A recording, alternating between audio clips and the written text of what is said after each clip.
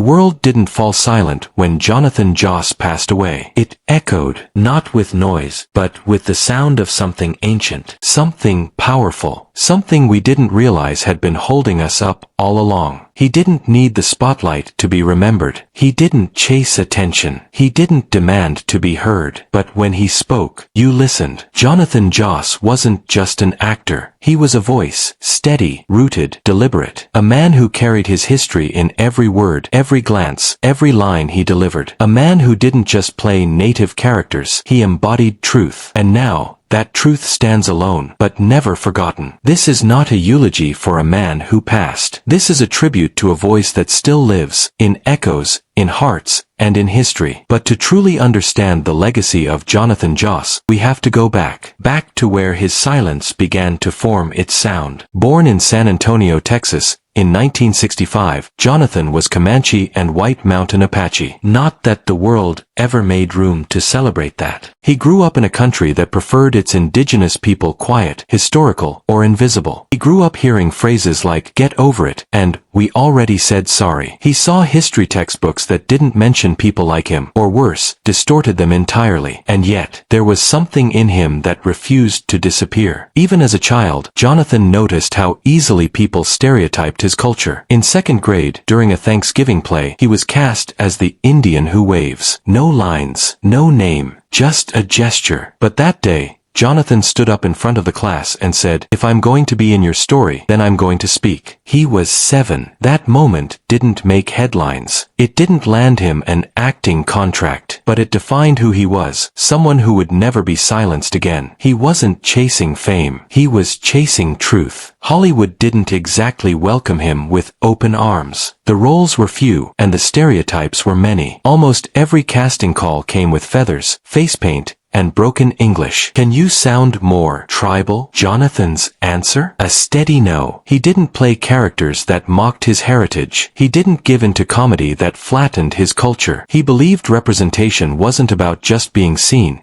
It was about being respected. It wasn't easy. For years, he took small roles, security guards, soldiers, background extras. But each time, he brought something different. Quiet authority, dignity, a refusal to shrink. And then came King of the Hill, John Redcorn. On the surface, just a cartoon character. But to Jonathan, it was a doorway. He didn't just voice Redcorn. He shaped him, gave him power, gave him pain, gave him presence. Writers initially asked him to exaggerate the voice, to make it more comedic. He politely refused. He said, "If I'm going to do this, he's going to sound like someone who knows who he is." And that's exactly what he did. Redcorn wasn't loud. He didn't need to be. His silence said more than most characters' speeches. He wasn't a joke. He was a mirror, a quiet symbol of what happens when people try to erase something that refuses to be erased. Young native kids didn't just watch Redcorn. They felt seen. They mimicked him, not to laugh, but to feel strong. To feel like they had a place in the story too. Jonathan Joss had one of the most unforgettable voices in entertainment. It wasn't booming. It wasn't dramatic. It was grounded, timeless, heavy with the weight of stories untold. He didn't speak like a performer. He spoke like someone honoring every ancestor who never got the chance to speak at all. His tone, low, deliberate, almost sacred,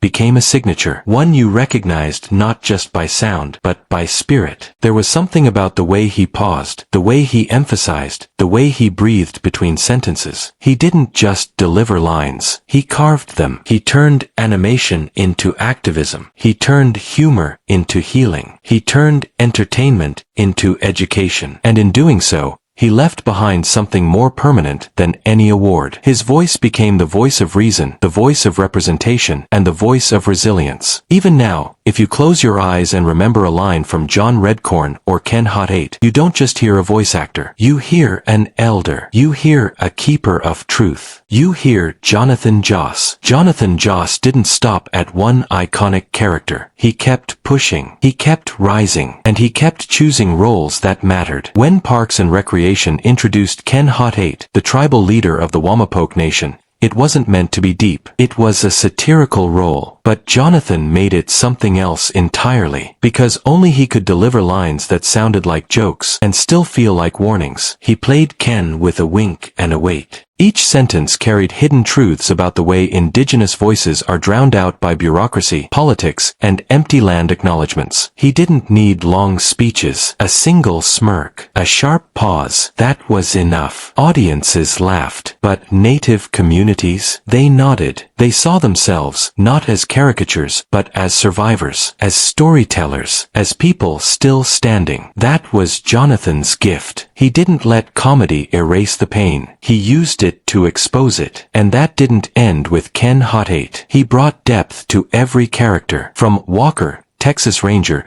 to Comanche Moon, from indie films to documentaries. Even when the industry gave him crumbs, he turned them into statements. He became a master of subtle rebellion. A man who rewrote the script without changing a single word, just by how he delivered it. Jonathan Joss didn't just play native roles. He lived native truth. Off-screen, he was soft-spoken but never silent. He used his platform not for fame, but for others. He visited reservations not for PR, but for people. He spoke to youth who had lost hope, who didn't believe the world would ever see them. He looked them in the eye and said, "You are the story. You don't have to ask for permission to exist." He supported native filmmakers. He showed up for small projects no one else cared about, because to him, even the smallest story mattered if it was told with heart. He never sold out. He never compromised for bigger checks. He understood that legacy isn't built by what you earn, but by what you give. One day, on a small panel at an underfunded indigenous film festival, someone asked him, "Why don't you take bigger roles?" Jonathan simply smiled and said, "Because my ancestors didn't survive genocide for me to play stereotypes." That wasn't just a soundbite. That was his compass. People often remember the loudest celebrities, but Jonathan Joss wasn't loud. He was steady. He didn't need red carpets. He didn't flood Instagram. He didn't trend. But when he walked into a room, people felt it. He had presence, stillness, power. It's hard to describe unless you met him. But those who did all say the same thing. He made you feel seen. Whether you were a struggling actor, a young native artist, or just someone passing by, he treated you like you mattered. Like your voice deserved space too. One director once said, "Jonathan didn't audition. He arrived." And it's true. He didn't fight for attention. He simply walked with purpose. And in doing so, he gave others the courage to stand taller. His life wasn't about fame. It was about integrity. No death ever feels fair. But this one hit different. Because Jonathan Joss wasn't just a man. He was a presence. When the news broke, there wasn't just sadness. There was silence. The kind that feels heavy in your chest. The kind that steals your breath for a second. People didn't just mourn. They reflected. Indigenous communities remembered the roles that made them feel real. Young native actors replayed his words on repeat. Fans who grew up hearing his voice as Red Corn felt like they'd lost a part of their own childhood. And suddenly, that stillness he carried with him, it became a void. It became a silence that roared. Because when someone like Jonathan Joss leaves this world, he doesn't just leave behind a career. He leaves behind a wound, a question. Who will speak now? But here's what Jonathan knew all along. Silence is not the end. It's the beginning of listening. Jonathan Joss may be gone, but his impact, it speaks. It speaks in every young native artist who now knows they belong in the spotlight. It speaks in every voiceover that chooses dignity over mockery. It speaks in every child who hears Redcorn's calm wisdom and realizes their story matters too. And most of all, it speaks in the choices we make going forward. Will we cast with respect? Will we listen more than we talk? Will we carry the stories of those who came before? Jonathan never needed a final speech. His whole life was one. Every role, every word, every pause, it all built up to a message he never had to shout. I am here. I always was. And I always will be. After Jonathan's passing, the tributes didn't come from the biggest celebrities. They came from the ones he lifted. A young indigenous filmmaker from New Mexico posted, "He read my script when no one else did. Told me it was worth something. That was the first time I believed it myself." A voice actor who grew up hearing Red Corn wrote, "I never thought I could sound like me and still be heard,